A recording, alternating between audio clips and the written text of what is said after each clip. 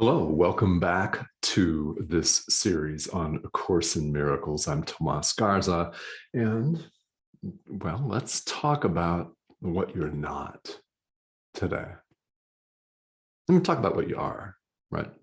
And by the way, when I'm talking about you, I don't mean singularly only you. I mean me. I do. I mean myself as well, and every other living thing here. So I'm using you in its most general, broad sense.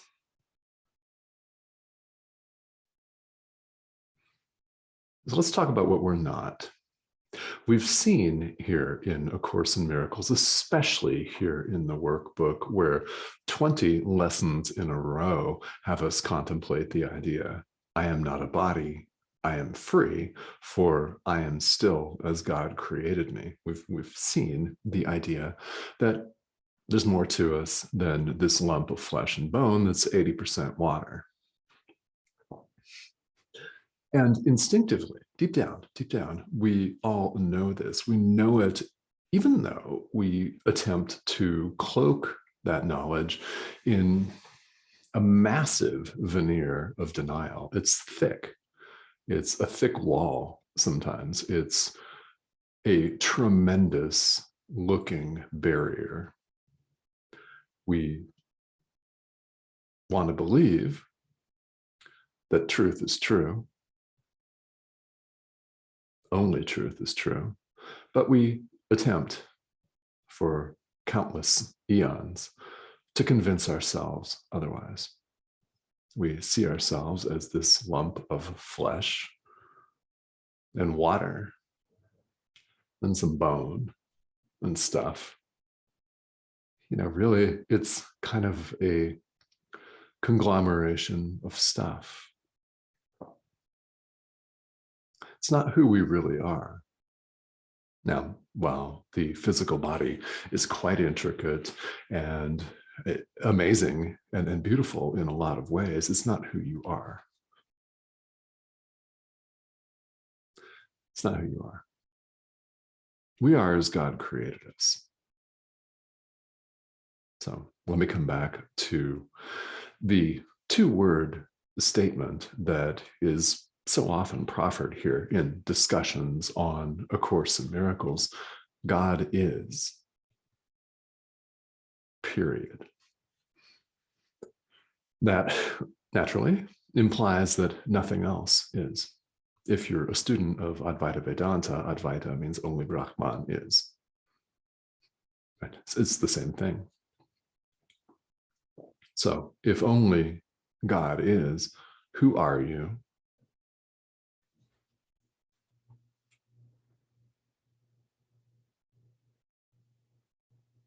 I know you've done the verbal math on that. What are you? I know that you've done the verbal math on that as well.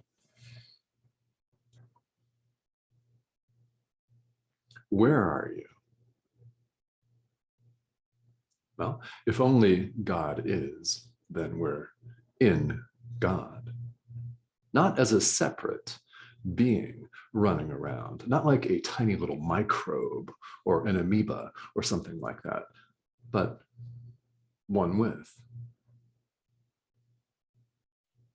Enter the idea from the workbook for students today, which is lesson 261 here. God is my refuge and security, not the physical body.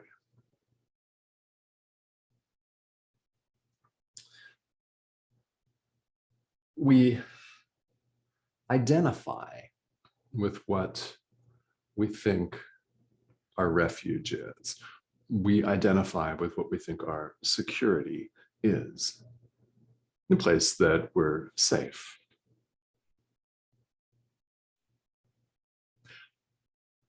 We identify with the physical body, and well, that's what you perceive as your source of safety. You could choose otherwise, as we've seen, and as we see again today. You could choose the safety and peace, refuge, comfort, security of God. It's who you are. And this is not some bullshit pipe dream either. This is truth. What does it require to experience this? Well, it's going to require here what the Course refers to as the little willingness, which incidentally is all that's asked of us, is that we show up with a little willingness. First of all, to entertain these ideas and to act on them. All you're being asked to do in the presentation of these workbook exercises is to do the exercise. You're not being asked to believe in it, though by now, if you've followed this from lesson 1 to 261, there's probably some belief in there, or you would have quit a long time ago, right?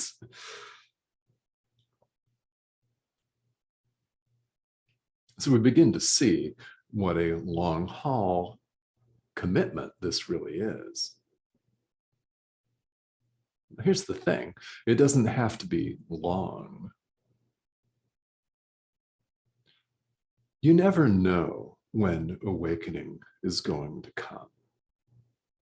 And you never know, through your own acts of forgiveness, through your own extension of love, how much time you're going to really shave off the end. Lifetimes, maybe. There may be experiences that you're destined to have in the future that will be completely obviated, become unnecessary, rendered completely unnecessary by your act of forgiveness today, by your extension of love today. We bring that inevitable awakening that much closer every time we apply this idea. God is my refuge and security. I think it's very interesting. Those of you who study Buddhism, and I've studied Buddhism extensively in this lifetime, you're familiar with the term refuge. I take refuge in the Buddha, the Dharma, and the Sangha until I attain enlightenment. Right? Take refuge in the Buddha, in the Dharma, the teachings of the Buddha, and the Sangha, the community. It's interesting, community doesn't mean just community of individual people, does it? There is no separation of any kind. God is. So in this sense, if you're a Buddhist or you're familiar with the philosophy of Buddhism, Sangha means every single living thing, doesn't it? Dharma means all spiritual teaching. Anything that leads away from ego identification, in other words. Doesn't matter what part of the world it comes from. Doesn't matter how people received the message. Helen Schuckman and Will Tedford, doesn't matter how they received the message. Could be in the 1960s in New York City, could be 2,500 years ago in India. Doesn't matter. God is. So when we take God as our refuge and security, we're simply stating the truth. It's the truth about ourselves. So when you practice this idea, you're committing to yourself. Capital S on that one. And it's a huge difference, isn't it, between the little ego self and self. So it's time for all of us to accept, isn't it, that we are the Son of God, that God is our refuge and security. And know that we're one with God. And know that you know that. I can feel that you know that, or you wouldn't be here watching this. I know I've said that before. I'm going to say it again, maybe today, right? Because there's just something in us, all of us, that knows the truth. That is why we commonly, I mean, it might be only once a decade in this lifetime, but that's why people, you, we, all of us ponder. It's why we contemplate and wonder, is there something more to it than just this? Or we say to ourselves, there's got to be something more to it than just this daily grind. There's got to be more than just getting up, going to a job, or going into a room to turn on your computer and Zoom and have meetings all day, right? There's got to be more than that. You know it. You know that there is. So what is more? Well, a lot more. Remember, you're not a body. If you identify with the body, guess what? You get sick. The body doesn't last. It's impermanent. You identify with it, you suffer. In the end, you might have really blissful moments and hot, steamy orgasms, and you might go to the gym and get in really good shape. You might look hot and really sexy in the mirror and on Instagram and shit like that. Right? Nothing against any of that, but it's not who you really are. And there's a part of all of us that knows that. And there is a yearning, there is a longing, a deep down yearning and longing to awaken. In other words, to get back to who we are. And we discover that there's no getting back to. We've always been this. We're not broken. You're not broken. So it's time to stop believing that you are. How about that? How differently would your world look if you stopped believing that you were broken and you owned and took responsibility for the fact that you're not? You stepped into it and showed up, in other words, as unbroken, the Son of God. What would it be like for you? I invite you to think about that and imagine that. And if it feels good to imagine it, keep imagining that, right? We're reaching for that good feeling here. How can we get more good feelings? Lesson 261, God is my refuge and security. Work on these ideas. Forgive, extend love.